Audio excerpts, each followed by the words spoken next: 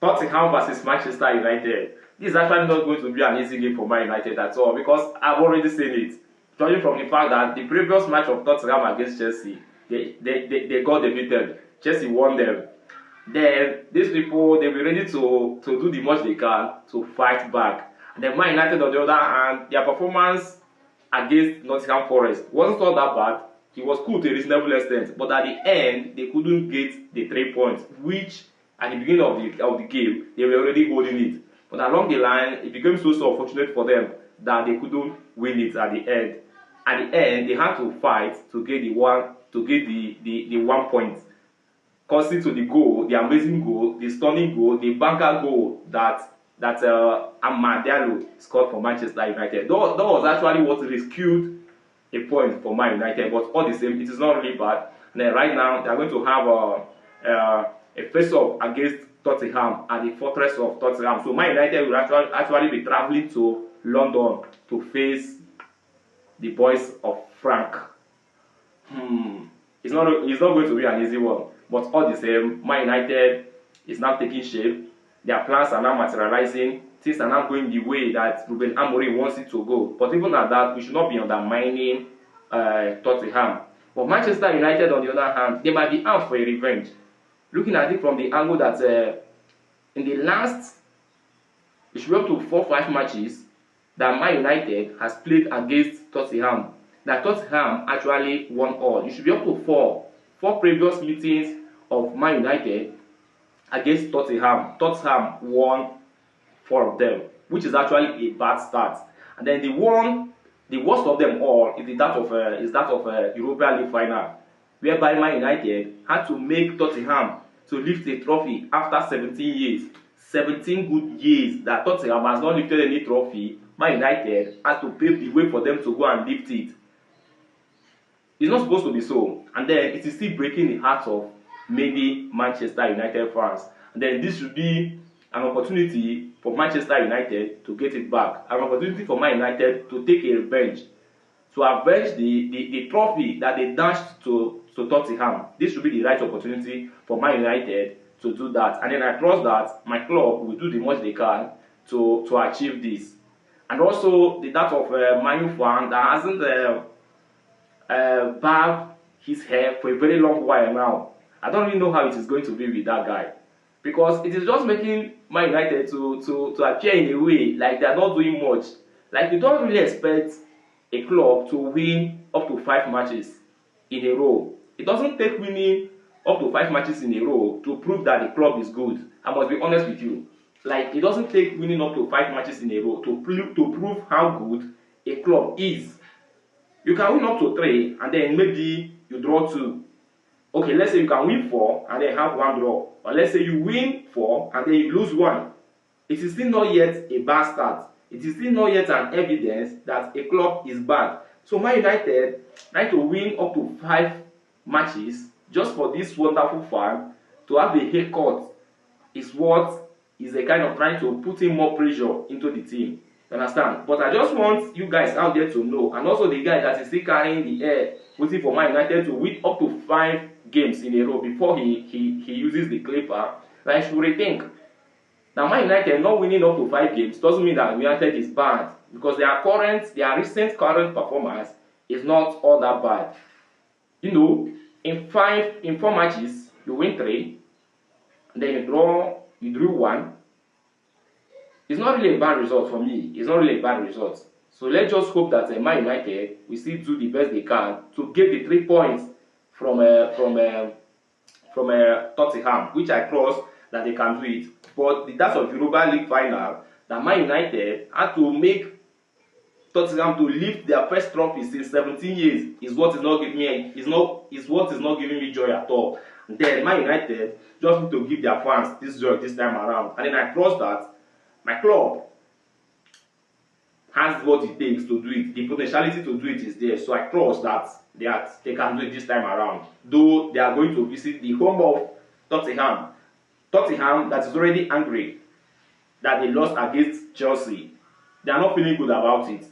Then they might try to kind of get a consolation from losing their points against Chelsea to restoring it from the head of Manchester United, which Man United will also do the much they can to keep on maintaining the good name, to sustain the good name that they are creating.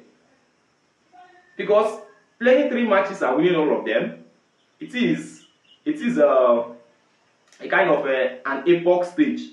Yes, Man United is creating something good, and then they want to do the much they can to maintain it. That's why United, they actually drew against Nottingham Forest, and then everything seems like Man United lost against Nottingham Forest. That's to tell you that the eagerness, that enthusiasm to win, that mentality of winning is already in them. You understand? The spirit of winning has a kind of enveloped Man United players. So they said that they now see draw as losing, which was the exact thing that happened when Man United played against Nottingham Forest. So this time around, I believe, or let's say I hope, that Man United is going to correct what they couldn't get right against Nottingham Forest.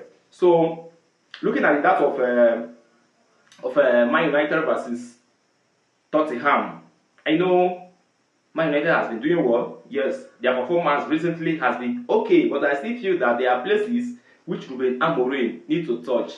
There are places that Ruben Amorim need to a kind of get another player so that he can do the job better. For me, I know that many of you are already in love with Benjamin Sesko. That Sesko is a wonderful player. Me too. I love the dude so much. Like, I cherish him. I like his physique. I like his shape. Let's say his structure as a striker. But you need to do more. Understand? More is expected from Benjamin Sesko as a striker. He needs to be more demanding, he needs to be more brutal, he needs to be more fierce. Like, he should be this striker that defenders should be scared of meeting. You know, striker like Haaland, you can't tell me that you are a defender and then you are going to defend against Haaland and then your mind doesn't shake. It cannot happen. It is not possible. So I expect Benjamin Sesko to be that kind of striker. The likes of Robin van Persie, the likes of Didier Drogba, the likes of Diego Costa, Con Aguero, strikers that if you are going to defend against them, you should get ready, because it's going to be a tug of war between you and them, and it is very, very easy to defend against Benjamin Sesko with his height. Sometimes he finds it difficult to win area balls with his height. For me, I feel it is not in order. It is an error somewhere, and then something needs to be done. He needs to sit up, and then he's also slow. His attacking force is slow. When he's moving with the ball, his touches, his movement, his running, everything seems to be slow. And then Sesko needs to do something about this. If not, he's going to find it difficult to cope with the pressure in Ruben Amorim in EPL. I know that many fans are like that it's too early for us to start criticizing him, so that we will not pile pressure on him. That we need to protect him for the moment, that he's still joining the club new. Yes, I can understand. But if you don't say this thing now, he might not sit up. He might not sit up. He needs to be scoring goals. He needs to be a threat to defenders. He needs to be that striker that defenders will be scared of going to face whenever they are playing against Manchester United. So, Sesko is a worry to me. And then, I'm of the opinion that Man United should also be giving Joshua Zirkzee a chance. He should be giving Joshua Zirkzee a chance, because not until you start giving him a chance, you can't really say that this is what he can do and then this is what he cannot do. Let's not forget the fact that last season that he didn't do well. He didn't do well at the beginning of the season. Zirkzee was struggling, but towards the end of the season, he picked up and then he started playing very well. It can still happen now. There might be a continuity of Joshua Zirkzee's last season from this season. There might be a continuity. You know, you can't really tell. But this Benjamin Sesko that is now into the picture, that is being preferred by Ruben Amorim, might be an issue to Joshua Zirkzee. But I feel that Joshua Zirkzee should be given a chance. You understand? And then let there be a competition between Zirkzee and Sesko. If today Sesko sits on the bench, next match he will do better. He will try to improve, because he's in a competition. But right now, I don't think that is happening. I think there is a kind of prejudice. I think there is a kind of sentiment in selecting who should top the attacking force, which always favors Benjamin Sesko. So Ruben Amorim, I feel he can do better. Me, I'm somehow not liking the performance of Benjamin Sesko again, unlike how I used to like it. So I think another chance should be given to Joshua Zexi. Then looking at the that of Shaw and Dogu. Dogu shouldn't start the game. Dogu shouldn't start the game. If the need doesn't arise, Dogu should not come in at all. He should just remain in the bench. And then if Lisandro Martinez will be fit, I feel that he should come in and then make a pay with Delete, then Yoro. So Licha, that is Lisandro Martinez, the three men defense. Lisandro Martinez, Delete, and Leniroro should form the three back men. And then let Shaw switch to the position of Diogo Dalot. I think he will do it better. He will do it better because Diogo Dalot, he's just being there because it's the best option. When the preferable is not available, the available then becomes a preferable. That is the issue with the that of Diogo Dalot now. So I feel that something better needs to be done. Understand? You know, Ruben Amorim should see how or what he can do to make sure that that position gets cement. Then the that of Ahmad and Mbemu. This is another issue. Like now, I'm just worried over what will happen to Man United if these two players leave for AFCON. Because they are the engine room. Let me not say the engine room. They are the arrowhead of Man United goal scoring now. They are the two arrowhead of Man United goal scoring. Without the two of them, what then happens? What happens without the two of them? When they are not available, what becomes the issue in Manchester United? So that should be another factor that Ruben Amorim need to consider. And then knowing very well that this time around, Udogie is going to be available. There might be an issue between Mbemu and Udogie. Yes, it might be the issue because he too is a tough defender. I never can tell. He's a tough and a notorious defender as well. Then in the midfield role, you have the same idea. Casemiro is aging. Bruno Fernandes has lost himself. He's now a shadow of himself, unlike what he used to be before. All these things are things that Ruben Amorim actually need to correct.